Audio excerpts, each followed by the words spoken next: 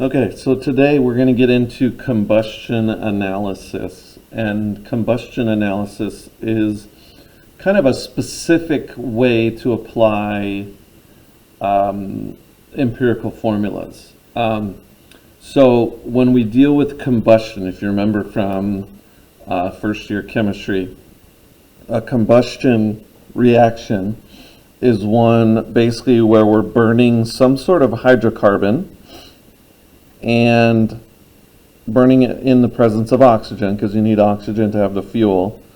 And the products we get out are carbon dioxide and water.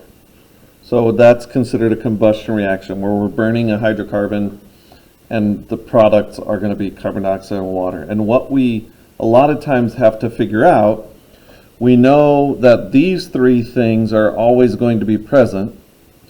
And we know that it's going to be some sort of hydrocarbon, but what we need to know are what are the subscripts here. And so what we can do is, from how much of the carbon dioxide and water are produced, we can then figure out what the ratio between the carbon and the hydrogens are, or is.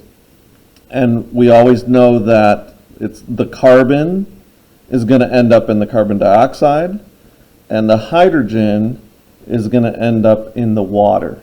Okay, so if you look in those notes, it kind of takes you through the process. The notes that were posted attached to this page, it kind of takes you through the process of how to go about doing these. I'm going to go through practice problem 1 with you to kind of show you how to go about doing it. So practice problem 1 says a 1.5 gram sample. So if you want to pull that up, that would be helpful. A 1.5 gram sample of a compound containing only carbon and hydrogen undergoes a complete combustion to produce 4.4 grams of carbon dioxide and 2.7 grams of water. Find the empirical formula of this compound. Okay, so I know some of the numbers that I have. I know I have 4.40 grams of carbon dioxide produced, and I know that I have 2.70 grams of water that was produced. Okay, so if you look at the first step in those notes, you can kind of go through and look at them. The first step says determine the grams of each element present in the original compound. Carbon is always CO2 in the ratio, and hydrogen is always H2O in the ratio. So basically what you want to figure out is, of this 4.4 grams, how much is carbon? And of this 2.7 grams, how much is hydrogen? Well, what you need to do is set up, I need to know what percent of the CO2 is carbon and what percent is of the water is hydrogen. So what you can do is you go through and you're going to put, basically make a ratio of the mass of carbon in the compound to the total mass, which mass, if you look on the periodic table, the mass of carbon is 12.01. The total mass of carbon dioxide is 44.01. So what we can do is multiply this by this ratio. So if you go through and do that, 4.4 times 12.01 divided by 44.01, you will get 1.2 grams of CO2. Okay, again, what that means is, and what I did is I figured out that in my 4.4 grams of CO2, actually we're going to go with, this is just carbon, that 1.2 grams of it is carbon. Okay, not carbon dioxide. 1.2 grams of it is carbon. And I'm going to do the same thing with hydrogen here. I know that there's 2 hydrogens. Each hydrogen has a mass of 1.01, so we'll go with 2.02. divided by the total mass of water, which is 18.02. And then I'm going to multiply that by the mass of the water.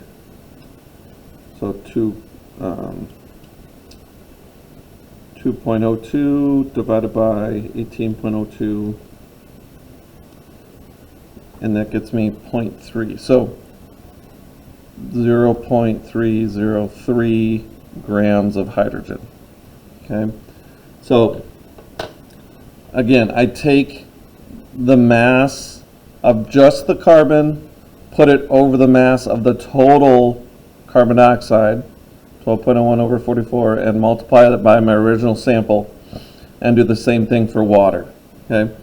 Now, once you have those, the next step, if you look on your notes, it says convert grams of each element to the number of moles. So we take these from here. It becomes similar to what we've been doing with the empirical formula the last couple days. So 1.20 grams of carbon, 0.303 grams of hydrogen. So divide this by the molar mass of carbon, divide this by the molar mass of hydrogen, and I get, so 1.20 divided by 12.01 gets you 0.0999. Okay, almost 0.1, but let's keep as many decimal places as possible. And then 0.303 divided by 1.01 will give me 0.3. Okay, so this is moles of carbon, this is moles of hydrogen. Now from here I divide by the smallest number. This is my smallest number, so I'm going to divide both of them by that number.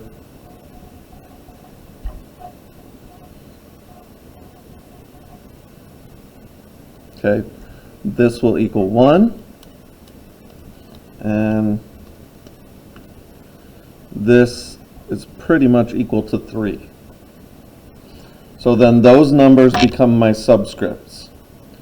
So this one goes with the C, this one goes with the H, so my final formula, my empirical formula, would be CH3. There's my answer. Okay, and again, it's similar to what we've been doing, just with this first part is a little bit different. Okay. Now, another question that could be asked, and I think there was one later on, the question might say, what is the empirical formula? And then if the molecular formula has a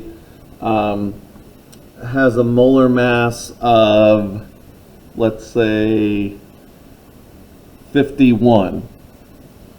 So the molecular, or the molecular formula, if I can spell, has a mass of 51 grams per mole. What is the molecular formula?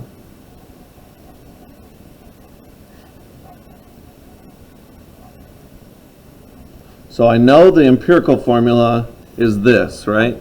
So it's some sort of ratio or some multiple of this will give me the molecular formula, right? Well, the easiest way to do this is to figure out the molar mass of the molecular formula. Okay. Actually, let's change this. I'm going to change this to 45. Be easier, trust me. So let's say it's 45. And again, this number would be given to you in the problem. You wouldn't have to find this number. That would be a number given to you in the problem. So what you do is you find the molar mass of CH3. So I know carbon is 12. I know hydrogen has a mass, let's say 12.01. mass of 1.01. So I just have one of those. I have 3 of these, so this is 3.03. That becomes, if I add those together, 15.04, right? So that's the molar mass of this, okay? I need to know what's the molecular formula that has a weight of this. So what I do is take that mass, divide it by the molar mass of the empirical formula. So it goes 45 divided by 15, which would give me 3, right? So what that means is, to get to a molar mass of 45, I basically need 3 of these. So what I'm going to do is take this number and multiply all the subscripts by 3. So it becomes C3H, not G. Let me rewrite that. C3H9. Okay? And that would then become the molecular formula that has a mass of 45. Okay? Again, take your mass of the empirical formula, divide it by the mass of whatever the mass given in the problem. That should give you a whole number. Take that whole number and multiply all the subscripts by that whole number. That'll give you the molecular formula. Okay? Again, if you have any questions, let me know. Hopefully this helps.